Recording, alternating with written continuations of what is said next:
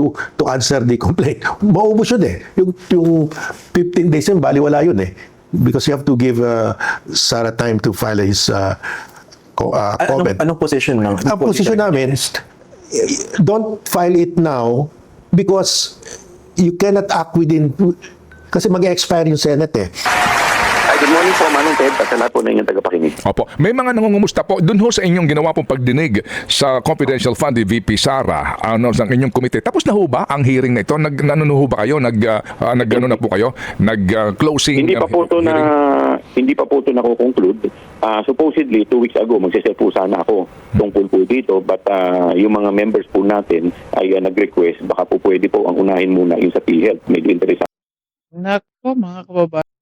Okay, magandang araw po sa inyo lahat at welcome ulit dito sa ating YouTube Tabunan PH channel mga kababayan. And nandito na po tayo para sa ating panibagong reaction video tungkol sa mga nangyayari sa ating bansa ngayon mga kababayan. At eto, nako,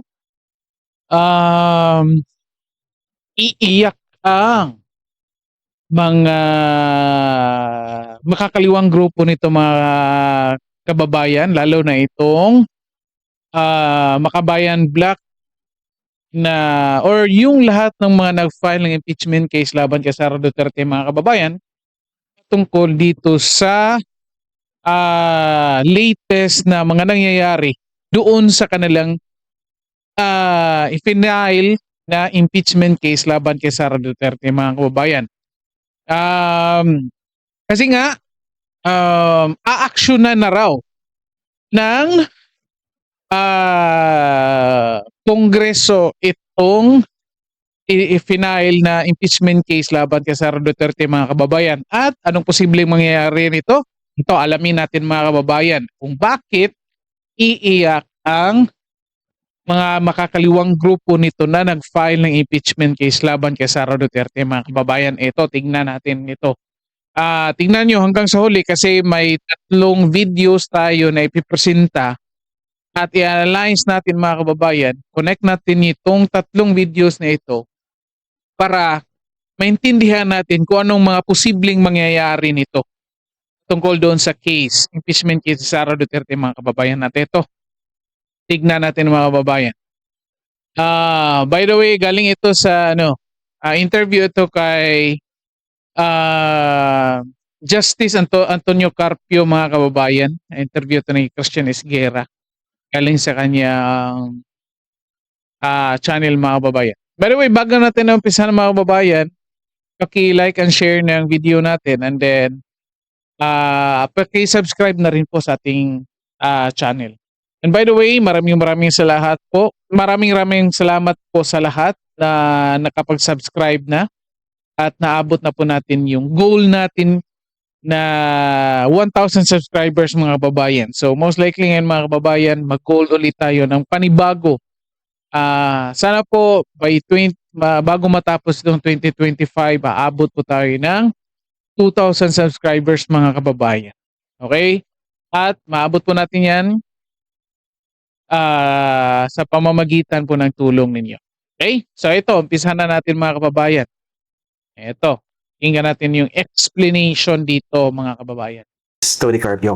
Ano po bang opinion ng grupo ninyo? Kayo po personally as well regarding this move to impeach Sara Duterte? Well, Christian, if you remember, we filed a petition in the Supreme Court questioning the confidential funds of VP Sara. Because we wrote a letter to VP Sara, please explain to us how you spent the 125 million confidential funds. Under the Constitution, you must tell us how you spent. Ang sagot niya, I cannot disclose to you because under the EO of my father, former President Duterte, there is a right to information on all matters of public concern except confidential funds. So we went to the Supreme Court. Sabi namin, the Constitution says the people have a right to information on matters of public concern, especially, of course, public concern, expenditure of public funds. Napaka number 1 public concern yan. The Constitution says that's the rule. People have a right to information on matters of public concern. Exception, if there is a law providing for reasonable limitations. Walang batas. Yung EO na ginawa ni President Duterte, hindi batas yun eh. So useless yun, void yun. So yun ang position namin sa Supreme Court. Hindi pa na-decide yun. So we were one of the first to question the constitutionality of the confidential funds. Ngayon, lumabas na sa Quadcom na yung pera na 125 million, winidraw pala sa Land Bank. Sa ano po, Committee on Good Government. Yeah, sa Committee on Good Government, winidraw pala sa Land Bank at saka eventually it ended up in the possession of the two military aides of Sara. But hindi na nila tinanong yung military aides. Anong ginawa ninyo sa 125 million cash na binigay sa inyo? Binigay ba ninyo kay Sara or kay Piatos at sa mga katulad kay Piatos, mga non-existent people, o it's still in your possession? Tatlo lang yung posible. Hindi tinanong. The most important question in that inquiry by the committee was not asked. Ang ginawa nila, tinapon nila yung issue sa DND. Let DND, Department of National Defense, investigate And find out. and find out. Kaya Oh, mga kababayan, ito yung issue mga kababayan. Even sa previous videos natin, pinag-usapan na natin ito na kung saan, kung gusto talaga nilang ma-impeach itong si Sara Duterte mga kababayan, lalo na itong Congress, bakit biniti nila yung hearing doon sa Committee on Good Government and Accountability. Na-identify na yung dalawang person na may hawak ng confidential funds. Yet, hindi nila tinuloy at tinapos nila kaagad. Well, sabihin natin hindi tinapos, partially end mga kababayan kasi nag-break sila. Di ba? At anong ginawa? Binigay nila, ito explain dito ni Antonio Carpio na pinaubaya nila yung investigation doon sa National Defense mga kababayan, doon sa AFP or PNP mga kababayan. AFP I think, no? Hindi ako nakakamali. Kasi, kung titignan natin mga kababayan, yung dalawang personnel ay under yun ng AFP at sila ang nakatiwalaan ni Sara Duterte doon sa confidential funds para magkuha ng mga confidential or intelligence information mga kababayan. At ito nga, ayaw ng AFP, inako ng AFP yung investigation kasi most likely ayaw ng AFP na maibulgar kung anong mga ginagawa nila kapag nag-intelligence gathering mga kababayan. Kasi malabo ito. Kung sakaling ibibigay ito ni sino bang sekretary natin? Ni Gibo Chodoro mga kababayan, itong investigation nila dito sa dalawang tao na ito, the security personnel ni Sara Duterte, maraming lalabas na information dyan na pwedeng magamit ng mga kalaban.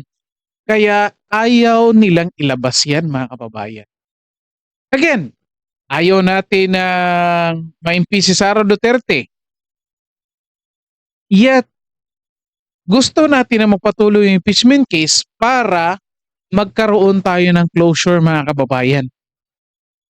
Yet, eto, sinasabi ni Justice Carpio mga kababayan na medyo mahirap ito kasi yung pinaka-importanting tanong sana or information sana na pwedeng makuha ng Committee on Good Government sa hearing nila, hindi nila tinanong doon sa dalawang security personnel ni Sara Duterte. Kaya, anong posibleng mangyayari dito mga kababayan?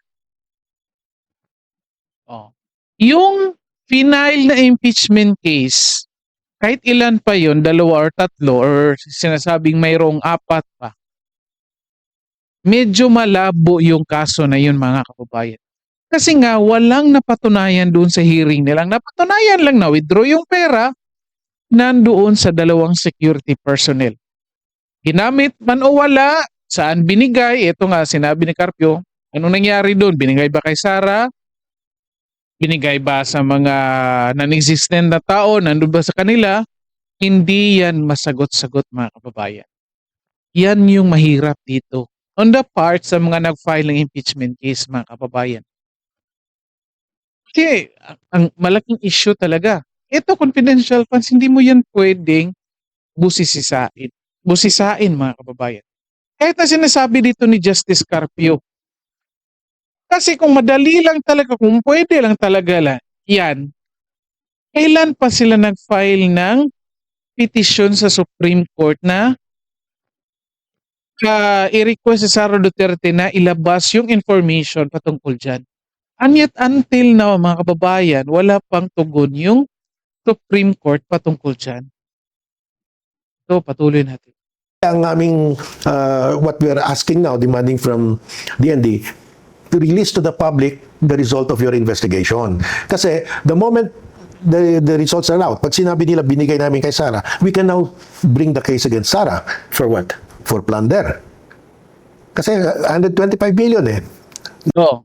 Kung yan sana yung mga nangyayari, mga kababayan. Ang problema, hindi tinanong eh. Hindi, walang alam eh.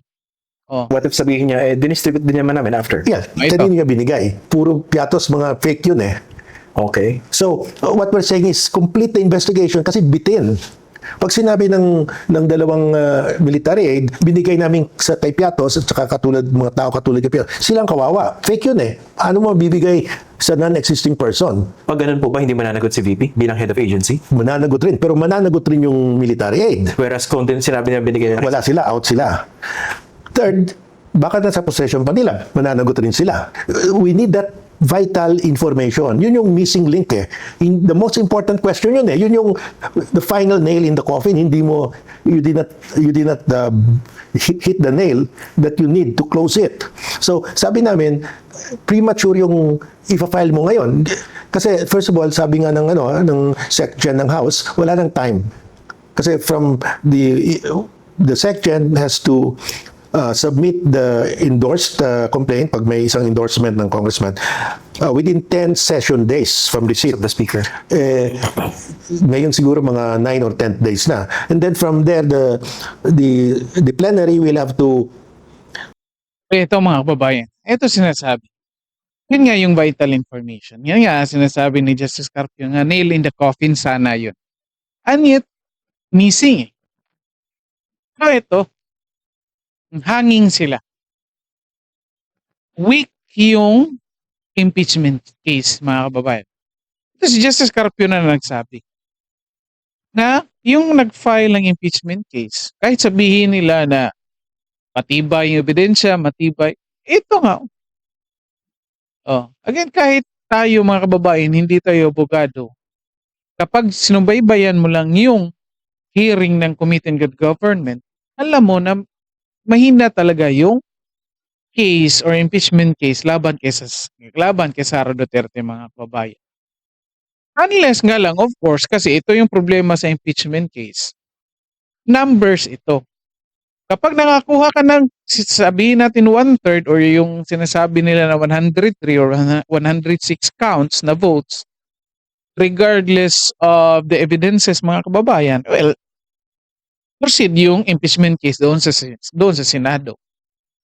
Di ba?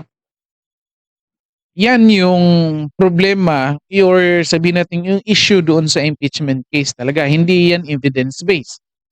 Kasi ito si Justice Carpio, since judge yung background niya, abogado, evidence-based ito, mga kababayan. Okay? Yan nga problema. Mahina talaga.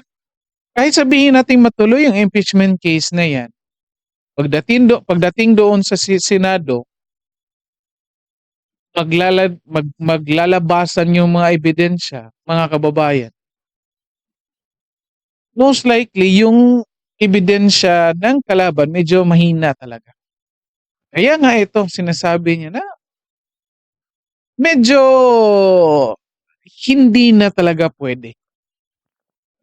Kung ipalagay natin into a percentage, let's say, mga 50-50 na, mga kababayan.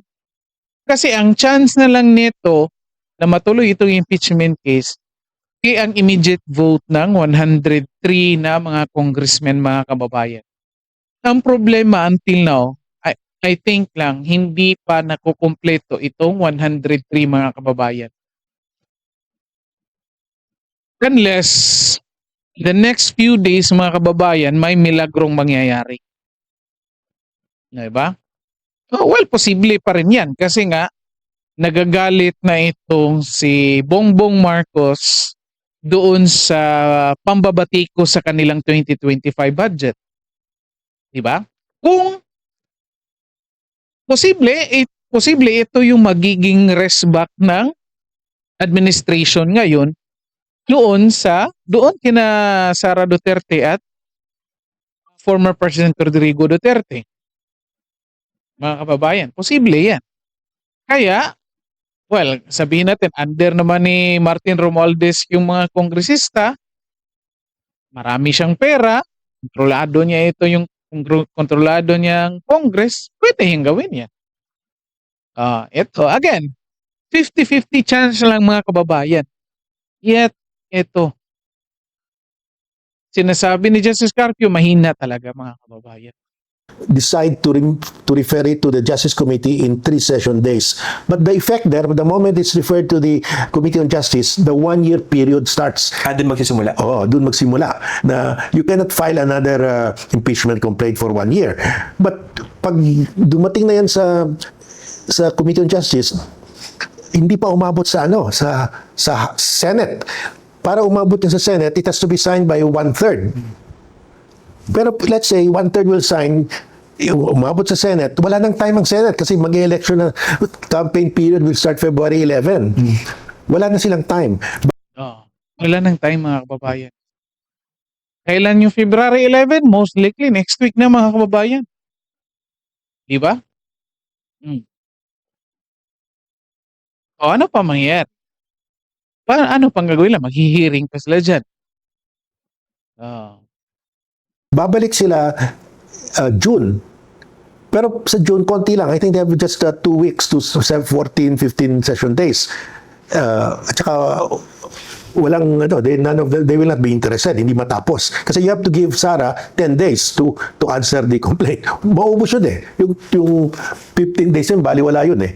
Because you have to give Sara time to file his comment. Anong position ng? Ang position namin, don't file it now because you cannot act within, kasi mag-expire yung Senate eh. So there will be a new Senate. So you have to. Di ba mga kababayan? Sinabihan na don't file it now. Nasaan na yung impeachment case mga kababayan? So the moment nandoon pa sa sino ba yun? Nakalimutan yung pangalan. Doon sa tumanggap ng file mga kababayan. Nakalimutan yung pangalan. I think si Secretary General. Nandun pa kay Secretary General mga kababayan yung complaint ng impeachment complaint mga kababayan. At ako, ito, bago natin putahan yun, ito, papatuloy muna natin. To refile it. Start from zero. Magsa-start from zero. Sabihin ni Sara, expired na yung Senate. So, they have to start all over again. Diba? So, anong plano ngayon ng Secretary General, mga kababayan? Ito, kinggan natin. We will act on it this week. Wala pa ring fourth impeachment complaint hanggang ngayon. Ayon kay House Secretary General Reginald Velasco, sapat na ang panahong ibinigay niya para hintayin ito. Kaya ngayong linggo, plano na niyang i-transmit ang unang 3 impeachment complaints laban kay Vice President Sara Duterte sa tanggapan ni House Speaker Martin Romualdez. Kaugnay ito ng kwini-kwestyong paggasto sa confidential funds nito. Oras na ma-transmit ang impeachment complaint sa tanggapan ni Speaker Romualdez, kailangang maisama ito sa order of business sa loob ng 10 session days. Kasunod nito, ire-refer na ito sa Committee on Justice sa loob ng 3 session days. I think we have given them enough time, so So, anong mangyayari mga kababayan? Pagpunta doon kay Martin Romualdez mga kababayan at ma-refer na doon sa Committee on Justice, start na yung first day ng ban ng pag-file ulit ng impeachment case laban kay Sara Duterte mga kababayan. Yun nga lang, again unless makakuha talaga sila ng 103 or 106 votes mga kababayan kung impeach Sara Duterte, posible talaga yung ma-endorse. But again, medyo malabo na ito mga kababayan. Of course, ito mga kongresista natatakot din ito. Lalo na sa mga nangyayari ngayon mga kababayan. Kasi nga, nung sumabog itong issue ng 2025 budget ng current administration mga babayan, lalong lumalakas itong suporta ng mga tao dito kay Sara Duterte, mga kababayan. Bakit? Kasi, ito, tinitiran nila si Sara Duterte. Sabi, nagwaldas ng 125 million doon sa kanyang confidential funds. Yet, ano nangyari? Bumabalik at bumabalik talaga dito sa mga kongresistang bumabatikos kay Sara Duterte. At ito, sumabog ng issue nila dito sa 2025 budget. At pinatotohanan yan, in-advance niya ni Sara Duterte, dati pa last year pa sinabi niya, binulgar na niya yan, na ito yung mga ginagawa nila. At dito nakonekta ng mga tao na totoo pala itong sinasabi ni Sara Duterte patungkol dito sa 2025 budget. At lalong tumaas ng tiwala ng mga tao dito kay Sara Duterte, mga kababayan.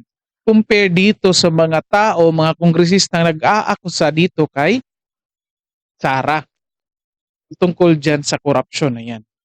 Kasi ito, 2025 budget, harap-harapan ito mga kababayan eh.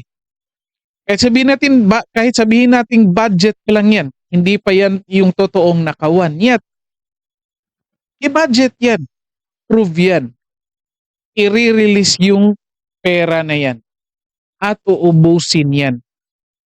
Kasi maka-question din kung hindi mo ubusin. Kaya ubusin nila yan. And most likely, alam natin kung anong mangyayari dyan, mga kababayan. Anyat ito, hinahayaan ng Pangulo.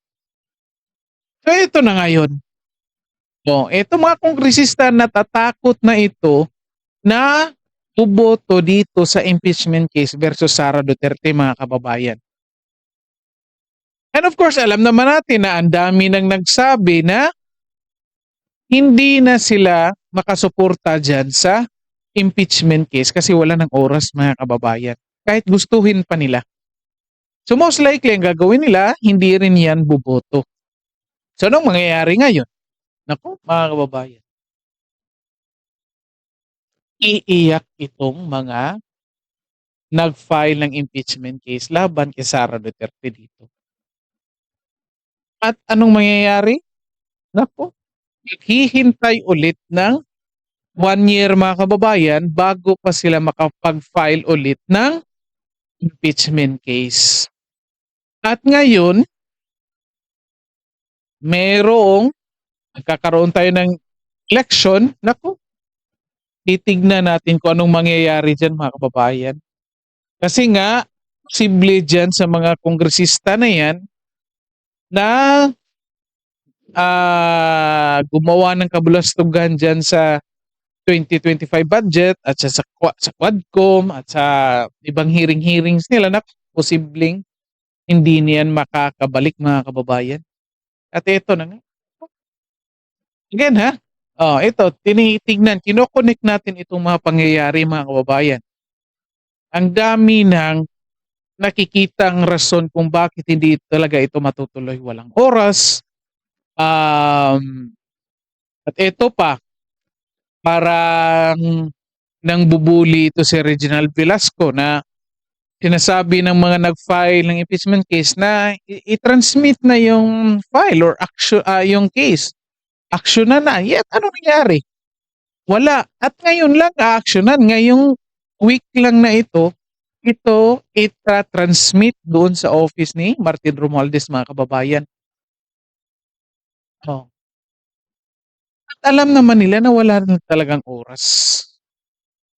At ito pa, mahina sabi ni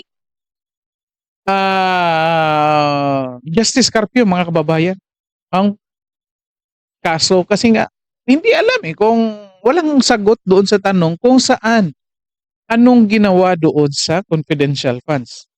May chance pa ba? Tanong natin ngayon, may chance pa ba na malaman pa natin yan or matanong pa ng Committee on Good Government yung missing link na yan? Ito, tignan natin na video na ito. May interview ito dito kay Ted Filon, dito kay Jewel Chua, mga kababayan. Ito, tignan natin kung anong mangyayari. Nasa linya ngayon si Congressman Joel Chua po, ang kinatawan ng Manila at siya po ang chairman ng Committee on Good Government sa Kamara de Representante na nanguna sa investigasyon tungkol sa umano ay paggasta ng tanggapan ng Vice Presidente doon sa kanyang confidential fund. Good morning po, Congressman Joel. Good morning po, Manong Ted, at sa lahat po na inyong tagapakinig. Opo, may mga nangungumusta po dun ho sa inyong ginawa pong pagdinig sa confidential fund ni VP Sara sa inyong komite. Tapos na ho ba ang hearing na ito? Nag-ano ho ba kayo? Nag-ano na po kayo? Nag-closing? Hindi pa po ito nakukonclude. Supposedly 2 weeks ago magse-set po sana ako tungkol po dito, but yung mga members po natin ay nag-request baka po pwede po ang unahin muna yung sa PhilHealth. Medyo interesante. Nako, mga kababayan. Hindi na sila interesado doon sa confidential funds ni Sara Duterte, mga kababayan. Saan na lang yung interest nila? Nandoon na sa PhilHealth, mga kababayan. So ano na mangyayari ngayon? Wala na. Wala na. Hindi na nila matatanong yung dalawang security aid ni Sara Duterte, mga kababayan. Ang huling pag-asa nila ay nandoon na lang sa Department of National Defense, mga kababayan, kung ilalabas ba yung resulta ng investigasyon doon sa dalawang security aid ni Sara Duterte, mga kababayan. Yun na nga. Kung ilalabas nila, most likely, pinapahamak nila ang kanilang sarili, lalo na sa tungkol dyan sa intelligence gathering, mga kababayan. Naku, medyo malabo talaga ito, mga kababayan. Tingnan nyo, analyze nyo ito. Itong sinasabi ni Justice Carpio, kung action ngayon ni Reginald Velasco na Secretary General sa House of Representatives ng mga kababayan, at ito ngayong sinasabi ni Jewel Chua, mga kababayan. Biglang bumaliktad lahat ng pangyayari, mga kababayan. Di ba? Again, atat sila. Nung una, atat silang imbestigahan yan para makapag-file ng impeachment case. At ito na nga, nag-file na ng impeachment case. Kung hindi tinuloy, hindi tinanong yung pinaka-importanting tanong doon sa dalawang security aid. At ito na nga sinasabi na napaka-weak ng case na yan. At ito, kung pwede, sinasabi ni Justice Carpio na kung pwede hindi na lang muna i-file itong impeachment case. Hintayin na lang na magkaroon ng mga bagong kongresista, mga kababayan. At anong ginagawa dito ni Reginald Velasco? Nako, ngayong week na ito, ipa-file niya ito doon kay Martin Romualdez. Di ba? Parang parang nangbubuli talaga yung si Reginald Velasco sa lahat ng mga nag-file ng impeachment case. Kung kailan sila tumigil na madali patungkol dyan sa impeachment case at parang natanggap na nila na after election na i-file yan, tsaka pa ito gumalaw si Reginald Velasco, mga kababayan. Ako, mukhang may nakapagbigay yata ng instruction ito, mga kababayan. Comment kayo dyan. Ano sa tingin nyo dito? So, pagpatuloy natin. Anong sinasabi? Po sila doon po sa nangyari sa PhilHealth. Kaya yun po muna yung prioritize namin. So supposedly today magse-set po ulit ako kasi nagiging problema po namin, naghihilaan po kami ng mga members ng ibang mga committee dahil naghahanapan kami lahat ng quorum. Until kagabi naghahanap pa rin po ako ng quorum. Ngayon naman po yung mga privilege speech ng ibang mga congressman ay ilang araw na rin po akong kinukulit at yun po muna inan namin. In any event, ito naman po ay hindi pa namin kinukonclude at humihingi po ako ng pahintulot sa House leadership na even after matapos po or suspend ang ating session, baka po pwede po ako makasingit. Opo, so ang sipag naman ni Jewel Chua, mga kababayan, kahit wala na silang session, request pa siya. Ang sipag talaga ni Jewel Chua, mga kababayan. Huli na, sir. Huling-huli ka na. Mahulugan nga po na wala pang wrap-up hearing ito at hindi pa ho kayo makakabuo ng committee report kundi nga ito inyo sasarhan, di po ba? So, ngayon po hanggang Wednesday na lang po ang inyong session bago ho kayo mag-election break and then June na ang balik ninyo. Ano sa kutob ho ninyo? Magkakaroon ba kayo ng pagkakataon? Ako po ay humihingi po ng pahintulot sa Committee on Rules. Mamaya po Tingnan niyo mga kababayan, hindi sinasagot eh. Kung ano-ano sa tingin niya kung mayayari. Oh. Simpleng tanong lang kung ano sa tingin niyo mangyayari dito. Na ito, patuloy ba? Ano mangyayari ito sa impeachment case? And yet, ito, walang klarong sagot mga kababayan. po kasi ang isa po sa i-deliberate po namin dito ay yung kay Congressman Manix Dalibe pagdating po sa kuryente doon po sa lugar po nila, at siya po ay kinakausap po na sana po mabigyan po ako ng pahintulot na makapag-conduct pa ng committee hearing kahit po suspended na ang session. Opo, but you must have a quorum. Otherwise, baka may sumipot dyan na hindi kaalyado ng kabilang banda, agad kayong questionin sa quorum. Actually, yun din ang Actually, hanggang ngayon, hindi pa rin po ako makabuo ng quorum. Nagtatawag pa rin po ako ng quorum. Kaya, kasi meron po kami ngayong... Naku mga kababayan, wala nang interesado dyan sa hearing ng confidential funds mga kababayan. Kasi nga mga kababayan, mukhang nakikita na ng mga kongresistang ito, naku, mukhang sila yung napapahamak dito sa ginagawa nila mga kababayan. Ako, halatang halata na. Ang nakikita na, dati ang bilis di ba? Kung natatandaan ninyo, nung every hearing nila, di ba? Walang problema sa oras, walang problema sa schedule mga kababayan. Ngayon, ano nang sinasabi nila? Naku, ang hirap daw mag-quorum. Comment ka dyan mga kababayan. Ano masasabi nyo dito? Committee hearing. Ang problema ko naman ay naghihilaan po kami ng isang committee. Yung Committee on Public, yung kay Congressman Paduano. Accounts. Accounts, oo. Medyo naghahanap din siya ng quorum, kaya hindi ko rin po alam kung paano ako makakuha ng quorum ngayon. Kaya halos karamihan po ng mga congressman nasa kanila mga distrito. Opo. So, paano ho yun? Si Mary Grace Piatos, si Coco Villamin at et al., paano ho yun?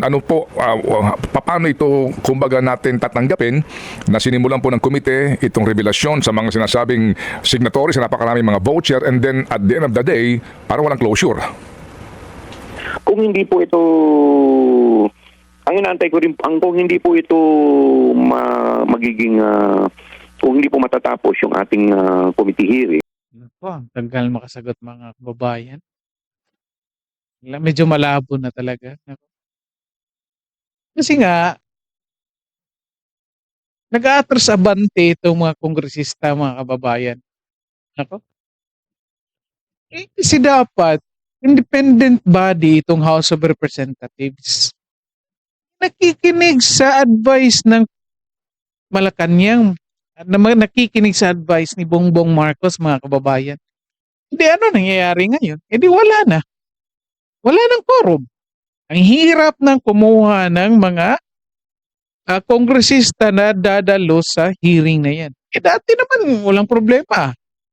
Diba? Nakasabay pa nga yung Quadcom, yung Committee on Good Government and Accountability. Wala namang problema.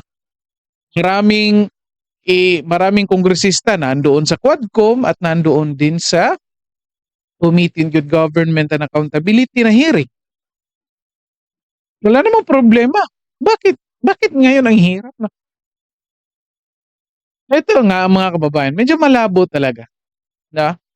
Sige, pause na lang to natin dito mga kababayan kasi napakita na natin itong punto natin dito. Ito, analyze na lang natin. Again, yung titignan nyo dito mga kababayan, simple lang po. Again, simple lang. Kung gusto talaga nila na ipagpatuloy itong impeachment case, di sana noon pa. By the time na natanggap yung first complaint mga kababayan ng impeachment case doon sa Secretary General ng House of Representatives, di sana i-final na. Kasi confident naman sila na matibay yung kaso mga kababayan, di ba? And yet, ano na nangyayari? Naku, hinintay. anong sabi na ngayon ni Justice Carpio, no?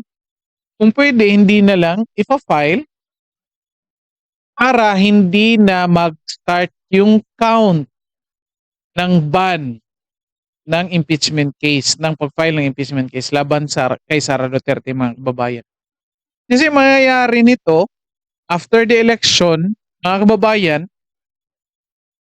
yung mga issues na pag-uusapan dapat ng Kongreso, mga kababayan, parang magre-reset yan. Parang magre-reset yan.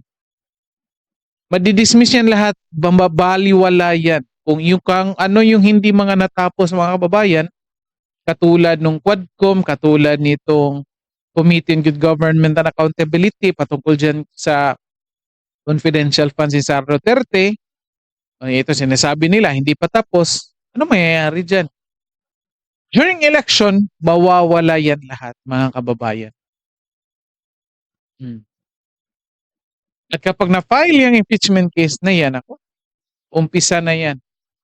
Maghihintay ulit sila ng 1 taon, mga kababayan. Assuming na kung ang makakapasok dyan sa Congress at sa Senate ay mga kaalyado ng administration ngayon, mga kababayan. Questionable yan. Kasi dahil sa mga ginagawa ng administration ngayon, nakikita na ng mga taong bayan kung anong klaseng administration tayo meron ngayon. Mga kababayan, comment kayo dyan. Dito na po muna tayo. At paki-like and share ng video natin, and then kung pwede po, yung pakisuyo ko sa inyo na kung pwede pa-subscribe na rin po sa channel natin. Okay, maraming salamat po sa lahat at magandang araw sa inyo.